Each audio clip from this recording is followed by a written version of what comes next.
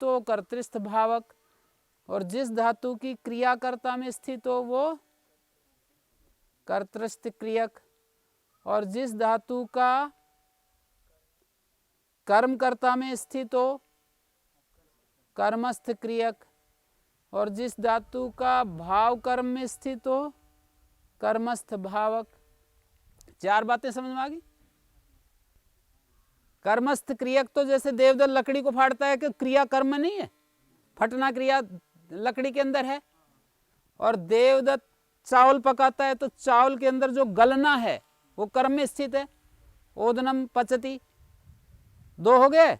दिव्य धातु का भावकर्ता में स्थित है, जैसे देवदत्त बैठता है 1 महीने तक, 1 महीने तक बैठता है, तो ये उसका बैठना जो भाव है कर्ता में स्थित है, कर्तृस्थ भाव। देवदत्त गांव को जाता है, यहाँ क्रिया कर्ता में स्थित है, कर्तृस्थ क्रियक। ये रूह धातु कैसी है? कर्तृस्थ क्रियक है, ठीक है, कर्ता में स्थित है इस धातु की क्रिया।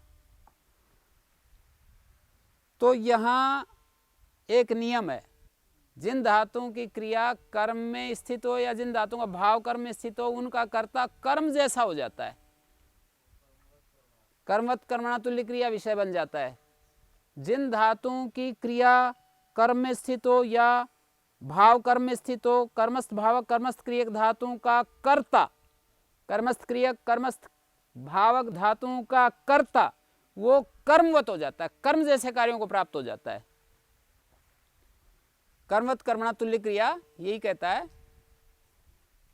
कि कर्मवत हो जाता है वो कर्ता, कर्मस्थ क्रिया के साथ तुल्य क्रिया वाला कर्ता। वहां पर एक पंक्ति बोली जाती है, यस्मिन कर्मणि कर्तृ भूते भी तत्वत क्रिया लक्ष्यते। जिस कर्म के कर्ता बनने पर, यस्मिन कर्मणि कर्तृभूते भी तद्वत क्रिया लक्ष्यते, यथा कर्मणि, जिस कर्म के कर्ता बनने पर वैसी ही क्रिया लक्षित होती है जैसी कर्म में, तो वो कर्मवत भाव का विषय बन जाता है। हाँ? जिस कर्म के कर्ता बनने पर तद्वत क्रिया लक्ष्यते यथा कर्मणि, कर्तृभूते भी तद्वत क्रिया लक्ष्यते यथा कर्मणि, कर्ता बनने पर भी वैसी क्रिया लक्षित हो जैसा कर्म में। क्रम में जैसी लक्षित हो रही थी कि देवदत्त काष्ठ को फाड़ता है तो काष्ठ फट रहा था ना, वैसी ही क्रिया कर्ता बनने पर भी लक्षित हो। ऐसा बोलते हैं लकड़ी फटती है, ये कर्ता बनने पर भी वैसी क्रिया लक्षित हो रही है, लकड़ी फटती है, हैं? तो उसको कर्मवत कह देते हैं, उसको कर्म जैसे कार्य प्राप्त हो जाते हैं। क्या क्या? यक चिण चिणवत भाव और आत्मनेपद, ये सारा विषय कर्मवत कर्मणा तुल्य क्रिया सूत्र का है। देवदत्ता काष्ठम भिनत्ति और भिद्यते काष्ठम स्वयमेव, देवदत्ता क्षेत्रम लुनाति लुयते क्षेत्रम स्वयमेव, ऐसा व्यवहार होता है। क्षेत्र को काटता है, खेत को काटता है, खेत को क्या काटता है? खेत अपने आप कट रहा है। लकड़ी को फाड़ता है, लकड़ी को क्या फाड़ रहा है? लकड़ी तो अपने आप फटती चली जा रही है। तो यहां पर लकड़ी को फाड़ता है, लकड़ी कर्म है, पर लकड़ी फटती है, करता होगा, तब इसको कर्मवत जैसे कर्म के कार्य होते हैं ना वैसे कहे हैं। यहां पर भी वैसा ही पा रहा था, ठीक है।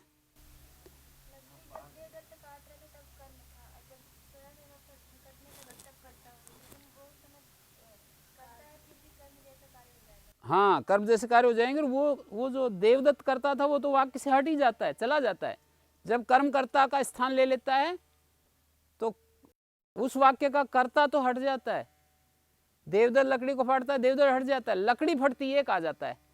फाड़ता है, फटती है, फाड़ता एक क्रिया है, फटती है एक क्रिया है, ठीक है।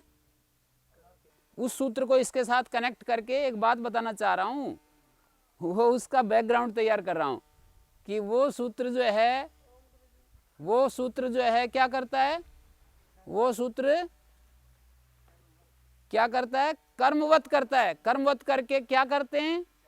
4 कार्य करते हैं, उनमें से एक कार्य आत्मनेपद भी है ना। तो यदि ये सूत्र ना होता और उसी सूत्र से काम चलाते तो चारों कार्य जो है ना होने लगते। यहाँ एक आत्मनेपद कार्य तो चाहते हैं, बाकी कार्य नहीं चाहते हैं। यहाँ भी स्थिति तो वही है, अण्यंत अवस्था का कर्ता अण्यंत में, इसको बराबर ध्यान में रखो। अणव कर्ता अणव यत कर्म, अणव यत कर्म नव चेत स कर्ता।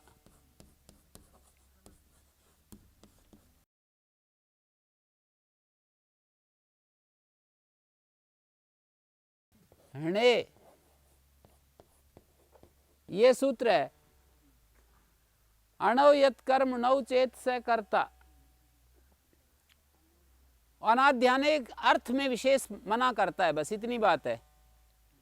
आध्यान अर्थ में, याद करने अर्थ में ये सूत्र का कार्य नहीं होता। जो सूत्र आत्मनेपद करता है ना, वहां पर याद करने अर्थ में कोई क्रिया बोलेंगे तो ये सूत्र आत्मनेपद कार्य नहीं करेगा, परस्मैपद ही होगा। बस इतनी बात कह रहा हूं, ठीक है। अभी क्या कहा मैंने, ण्यंत से आत्मनेपद होता है। अण्यंत अवस्था में जो कर्म, ण्यंत में यदि वो कर्ता हो जाए, दो पक्ष हैं इसमें, एक निवृत्त प्रेषण, एक अध्यारोपित प्रेषण। प्रेषण का जहां निवृत्ति कर दी जाती है या प्रेषण का अध्यारोप कर दिया जाता है। प्रेषण मानी प्रेरणा। मैं कहता हूं कि पढ़ो तो मैं आपको प्रेस दे रहा हूं, मैं आपको प्रेरणा दे रहा हूं, हैं? तो जहां प्रेरणा की निवृत्ति हो गई है, निवृत्त प्रेषण। क्या था, देवदत्त हाथी पर चढ़ता है, अब देवदत्त उसको झुकाता है, ये है ना, यहां पर हाथी को झुकाता है बैठने के लिए।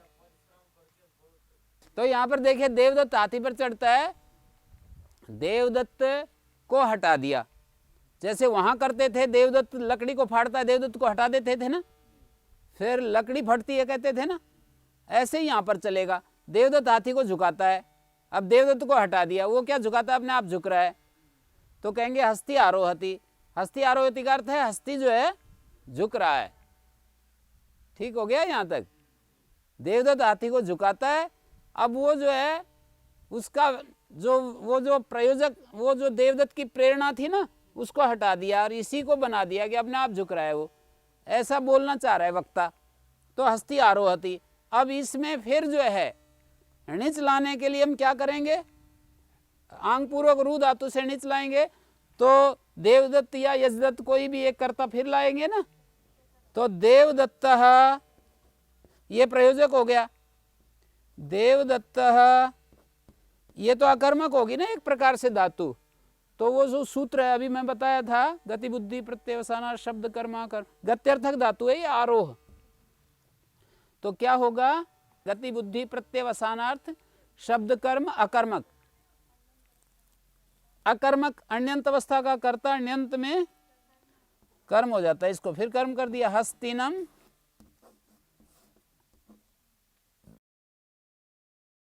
आरोहयति।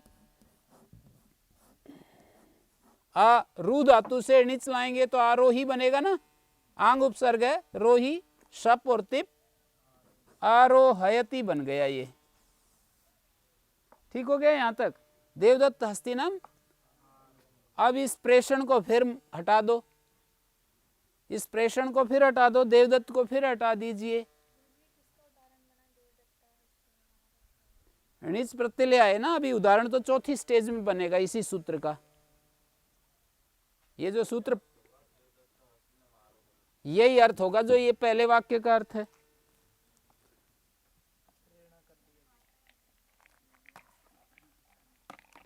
पहले वाक्य का जो अर्थ है ठीक वही अर्थ बन गया। देवदत्त हस्तिनम आरोहयति का क्या अर्थ हुआ जी, देवदत्त हस्तिनम झुकाता है। हाँ, आरोहति का दूसरा अर्थ देख रहे हैं, झुकना झुकाना। हाथी झुकते हुए हाथी को झुकाता है, हैं? और हाथी झुकता है। और देवदत्त हस्तिनम आरोहति, देवदत्त हाथी को झुकाता है, हैं? फिर देवदत्त को हटा दिया वाक्य से, इस देवदत्त को सौकर्याति सवेक्षा में हटा दिया तो हस्तिनम कर्म कर्ता बन जाएगा ना। हस्ति आरोहयते स्वयमेव।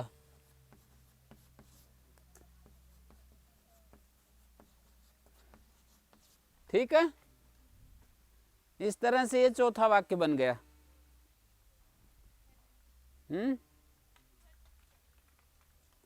देवदत्तो हस्तिनम आरोहति का जो अर्थ है वो इसका है, और हस्ति आरोहति का जो अर्थ है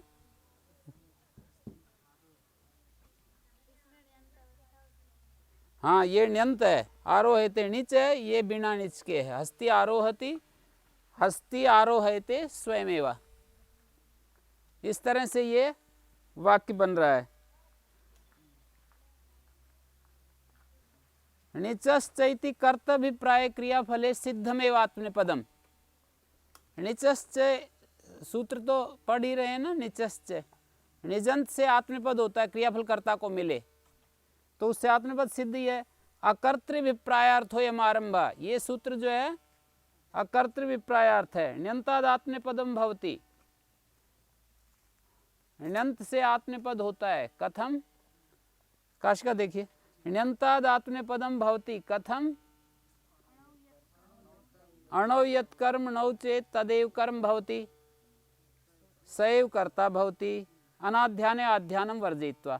इसको दो भागों में बांट दिया इस सूत्र को। अणौ यत् कर्म, ये एक भाग, अण्यंत अवस्था में जो कर्म अध्यार किया, यदि नौ चेत, अणौ यत् कर्म नौ चेत तद कर्म, ये यहाँ तक पहुँच गए। अणौ यत् कर्म नौ चेत तदेव कर्म भवति, ये अध्यार किया, यत् कर्म तदेव कर्म भवति। अण्यंत अवस्था में जो कर्म है, ण्यंत में भी यदि वो कर्म हो, तो ये देख रहे हैं अण्यंत अवस्था का ये कर्म है, ण्यंत में वो कर्म है।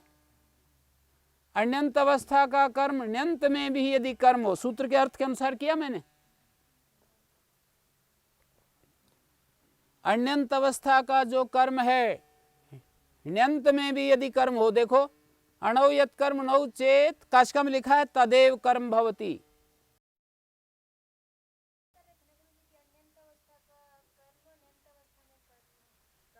कर्ता बोल रहा था मैं, पर ये काशिका में जो लिखा है उसके अनुसार अब घटाकर दिखा रहा हूं। अण्यंत अवस्था का कर्म ण्यंत में भी यदि कर्म होवे, ये लिखा है। अणौ यत् कर्म नौ चेत तदेव कर्म भवति, ये लिखा है। तीसरा वाला जो है, ये तो अण्यंत अवस्था कर्म हो गया, ये अण्यंत अवस्था का कर्म हो गया। तब क्या स्थिति बनती है? सैव कर्ता भवति। फिर कहते हैं वही कर्म कर्ता होता है ण्यंत में, ण्यंत आ ही रहा है, वही कर्म यदि कर्ता होता है तब क्या होता है? ण्यंत से आत्मनेपद होता है। ऐसी परिस्थिति में ण्यंत से आत्मनेपद होता है, ये अर्थ हो गया। हाँ, तो अण्यंत में जब कर्ता होता है तब तो ये कुछ कह नहीं रहा ना सूत्र, ये तो कुछ कह नहीं रहा है, कुछ भी नहीं कह रहा है तब तो ये है। अण्यंत अवस्था का जो कर्म ण्यंत में यदि कर्म होता है और वही फिर कर्ता होता है, ण्यंत में कर्ता होता है, तब जो है को दोनों के साथ जोड़ देंगे, जो सा है आगे सा। नहीं, अण्यंत अवस्था कर्म ण्यंत में यदि कर्म होता है और वह का मतलब जो कि ये पूरा का पूरा आ जाएगा ना। अण्यंत अवस्था में कर्म जो ण्यंत में कर्म हो गया है वह यहाँ क्या-क्या अध्ययन कर रहे हैं? नौ चेत तदेव कर्म, बस यत की जगह तद आ जाएगा, यत के कारण से तत् का अध्यार हो जाएगा। अण्यंत अवस्था में जो कर्म है, ण्यंत अवस्था में यदि वह यत से जिसका संकेत किया वह कर्म होता है, अण्यंत अवस्था का जो कर्म है वो ण्यंत में भी यदि कर्म होता है ना। देखो अण्यंत अवस्था कर्म ण्यंत में कर्म होता है, तब क्या होता है? स मानी वह कर्म, मतलब ये पूरा अण्यंत अवस्था जो कर्म ण्यंत में कर्म होता है, तो वह कर्म जब ण्यंत में करता है, यहाँ पर ण्यंत में अध्यार करेंगे। फिर दोबारा करते हैं, नौ चेत सा हाँ, या इसको ही फिर दोबारा रिपीट करेंगे ना, तो मैं अध्याय बता रहा हूं। वह यदि कर्म ण्यंत में कर्ता होता है, हैं? ये ण्यंत में कर्ता हो गया तो ण्यंत से आत्मनेपद हो जाता है। अण्यंत अवस्था में जो कर्म, अण्यंत अवस्था कर्म ये है। नौचेत ण्यंत में यदि वह कर्म होता है,